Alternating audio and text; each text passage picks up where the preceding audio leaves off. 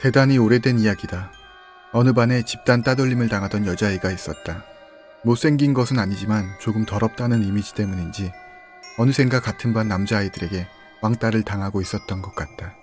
점점 괴롭힘은 다른 학년까지 퍼져갔고 그녀는 선배에게 괴롭힘을 당하고 후배에게 바보 취급을 당하기까지 했다. 그러던 어느 날 그녀는 자기 반에서 목을 매달아 죽었다. 조리 실습으로 인해 반에 아무도 없을 때였다. 아침이나 저녁에 자살하면 아이들이 보기 전에 시체를 수습할 테니 일부러 그 시간을 노린 게 아닌가 하는 이야기가 소문으로 떠돌았다. 칠판과 자신을 괴롭힌 아이들의 책상에는 붉은 페인트로 저주가 써 있었다. 당연히 시체가 발견되자 학교는 발칵 뒤집어졌다. 전교생은 급작스레 귀가 조치당했다. 그 와중에도 신발장에서 잇따라 비명소리가 울렸다. 괴롭히던 아이들의 신발에도 새빨간 페인트가 칠해져 있었던 것이다. 그 후 괴롭힘을 당하던 여자아이의 장례식은 적막하게 치러졌다. 지금 마냥 왕따 문제가 사회적으로 심각하게 대두된 때가 아니었기에 언론에 나오지도 않았고 왕따가 자살의 원인이라는 것도 학생들에게 발표되지 않았다. 그렇지만 새빨간 페인트로 저주를 여기저기 써놓았기에 말은 안 해도 거의 대부분 알고 있었다.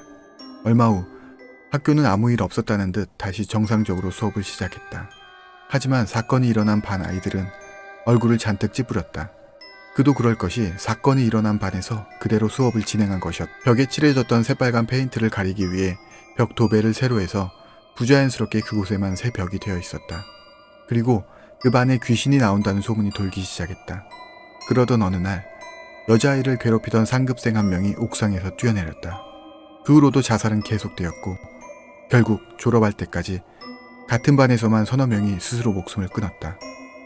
겁에 질린 몇몇 사람은 전학을 갔다. 하지만 졸업 후에도 자살은 끊이지 않았다.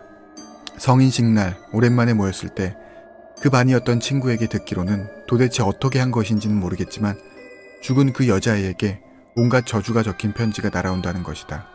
글씨체도 그녀의 것이 틀림없어서 죽기 전에 몇백 통이고 써둔 것 같았다. 게다가 한 사람에게 한 통만 오는 것이 아니었다. 편지가 오고 1년 정도의 기간이 흐르면 다시 오는 것이다. 보낸 사람의 이름은 없는데 예쁜 편지 봉투나 회사에서 보낸 것 같은 느낌의 봉투에 담겨 있어서 자신도 모르게 열어보게 된다고 한다. 안에는 편지 말고도 머리카락이나 손톱이 들어있기도 한다는 것이다.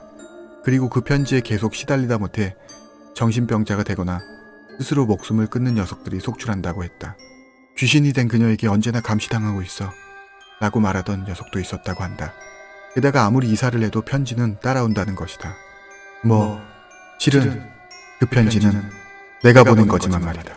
죽은 그 여자아이와 나는 소꿉친구라 그녀가 죽은 후 그 편지들이 잔뜩 남겨져 있던 것을 발견했던 것이다. 하지만 죽은 사람 중에는 자살이 아니라 사고로 죽은 사람도 많았다. 보통 40명 정도 있는 한 반에서 익사나 사고사로 죽은 사람이 그렇게나 많이 나오는 게 정상일까? 아직 그녀의 원한은 다 풀리지 않은 것인지도 모른다.